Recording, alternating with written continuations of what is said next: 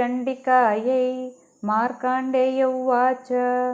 ॐ जयन्ती मङ्गला काली भद्रकाली कपालिनी दुर्गा क्षमा शिवा धात्री स्वाहा स्वधा नमोऽस्तु ते। जय त्वं देवी चामुण्डे जय भूतार्तिहारिणि जय सर्वगते देवी कालरात्रि नमोऽस्तु ते। मधुकैटभविद्रावि विधातृ वरदे नमः।